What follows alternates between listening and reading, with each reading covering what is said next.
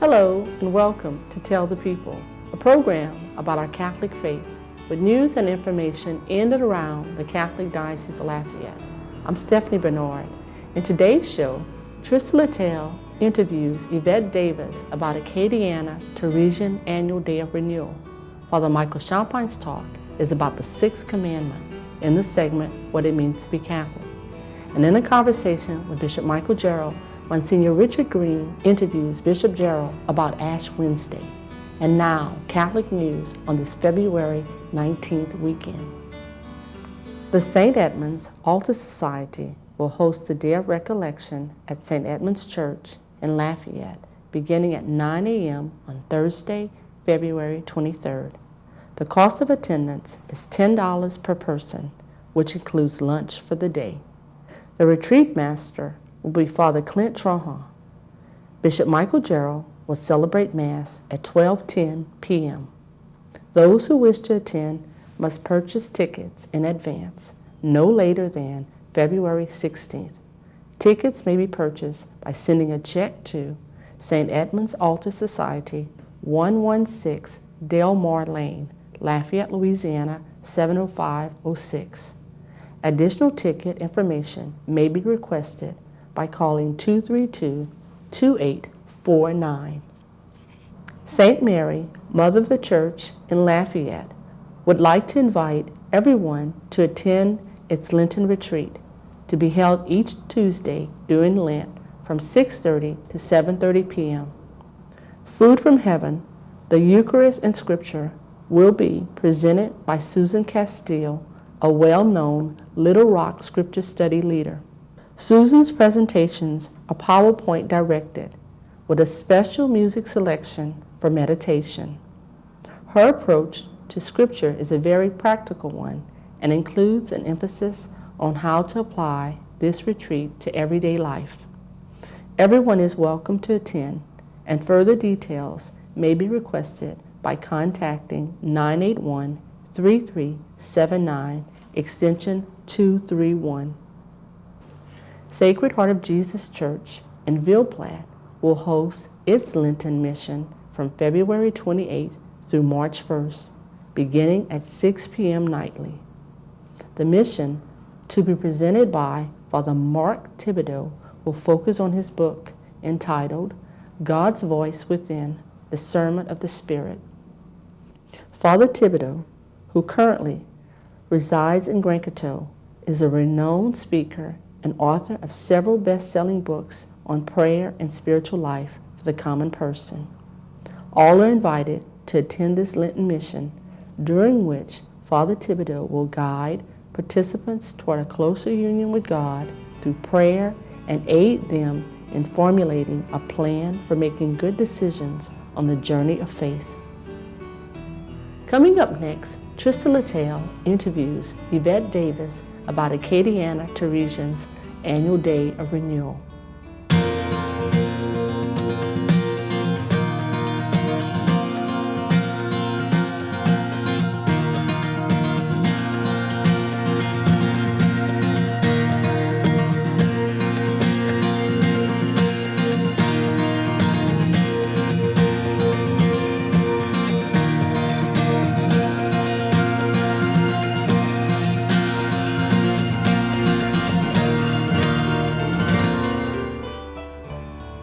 Welcome to Tell the People. I'm Trista Littell, and with me here today is Yvette Davis. Welcome, Yvette. Thank you. Yvette's going to be telling us about the Teresian Day of Renewal. Tell us about this event, Yvette. Well, it's a day on the second Saturday of Lent, March 3rd. It's at St. Pius Church at 201 East Bayou Parkway. It's from 8:30 to 2:30, and we have 3 speakers, 2 in the morning and 1 in the afternoon. We break for lunch. A lunch is included. It's a day of reflection. It's a day that you can come and listen to speakers give their talks about prayer. The title is A Gentle Walk into Awareness.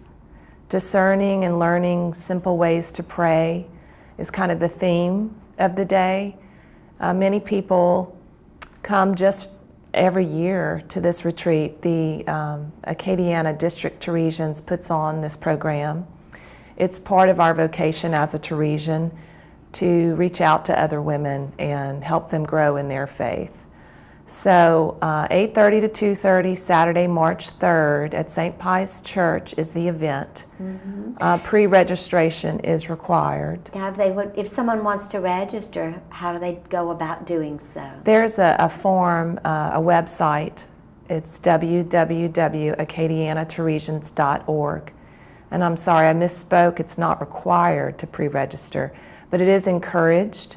The fee is $25 if you register before February 22nd, which is the deadline of a postmark date.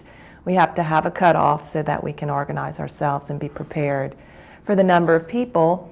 But you can show up on the day of the event at 8:30, check in, pay at that time. Okay, very and good. Come on in. Now, you said there's going to be 3 speakers. Would you like to tell us about the speakers? Sure. Mark Thibodeau. Father Mark Thibodeau is a novice director for the Jesuits in formation. He's an expert on the topic of prayer and discernment. He's written several books. One of them you might be familiar with is Armchair Mystic. Sure. His latest book, God's Voice Within, The Ignatian Way to Discover God's Will. And I think he's going to be using that topic for his talk.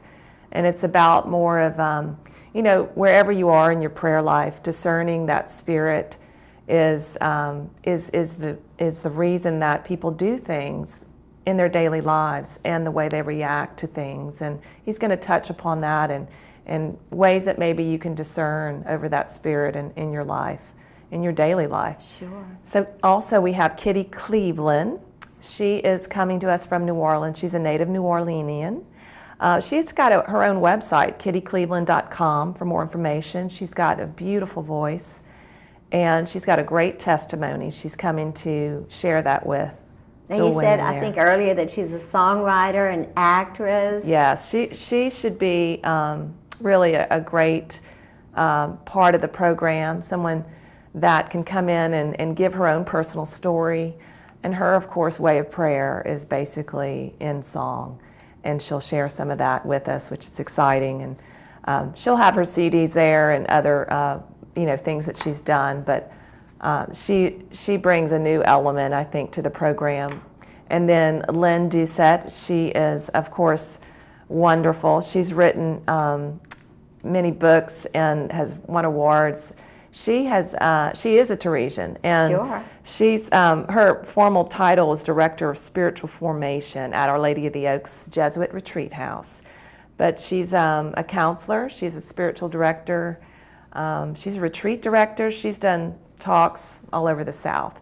And one of her latest book is Tending the River Within, an Ignatian Retreat for Women. Actually, it's a CD. And we're real excited to have her kind of close our day. And she's also served on our national board of the Teresian organization and recently won the Woman of Vision Award that was awarded. Teresians is celebrating their 50th anniversary as an organization. And there was a national conference this last September, and she was recognized for that. How wonderful. I know she's done a lot of work with our office on grieving, and she's just really been a very special part of helping a lot of people work through their grief through our office. So, Yeah, she'll be great. Now, tell us, what is a Teresian? Well, a Teresian is a woman that's a part of this organization that's just really interested in empowering other women. Coming to a group once a month is typically how it's organized. And really growing in faith, spirituality, building community. Education is a huge part, ministry. We are so blessed in this area because we have grown so big that recently we've had to divide the district into separate districts to just keep up with our own calling and being able to communicate more effectively and really build community better. It seems that when you get too big, sometimes it's harder pains. to do that. So this year it's Roses of the Acadiana District Teresians. is our name of our district, and it's comprised of about 10 communities. And so we're the host this year, and it will rotate through every year. This is an annual thing we do in that vocation of reaching out to other women of gospel values and faith formation. It's one of the dimensions of the organization, and it has gone international recently. It's just an opportunity to grow in faith. Well, I understand that the Acadiana area is a model for the nation for the Teresians. Is that right? That is right. I think we've had some really good leaders that spearheaded that development early on. My group, Vessels of Light, was, I wouldn't say an experiment, but it was an effort to get younger Teresians in, because when they looked at the statistics of the membership, it seemed to be an older group, and then they felt like to continue, you have to bring in new youth. And at that time, we were all probably in our 20s, early 30s, and it's a lifetime commitment group. You know, you just kind of grow as a group together. Well, thank you so much for being with us today. Thank you for having me. And folks, stay tuned. There's more to come on Tell the People. Thank you, Trista and Yvette. Coming up next, Father Michael Champine's talk is about the sixth commandment in the segment, What It Means to be Catholic. I'm Bishop Michael Jarrell. The Beatitudes and the Gospel of Matthew speak directly to the heart of the Bishop's Services Appeal. The appeal funds services to the poor in spirit, those who mourn, and those who seek justice. And blessed too are you, the merciful, who give so generously to the appeal, so that others may find the peace and mercy of Christ in their lives. Please give a gift to the Bishop's Services Appeal this year. Thank you. Good morning, and welcome to Tell the People What It Means to be Catholic. We're going to conclude today our treatment of the sixth commandment. We're treating the 10 commandments, and we've been treating thou shalt not commit adultery, and particularly the last few weeks looking at some particular sins against chastity.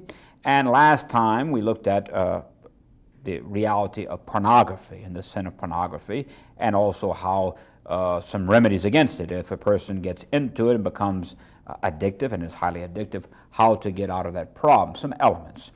We want to look at today the reality of homosexuality and chastity in relationship to homosexuality.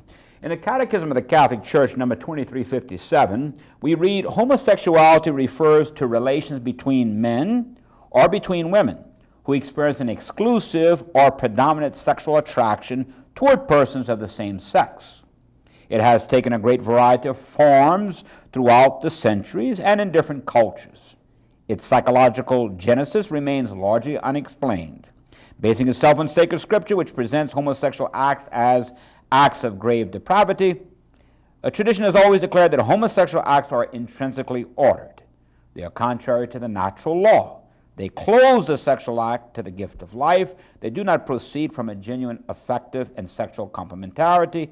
Under no circumstances can they be approved.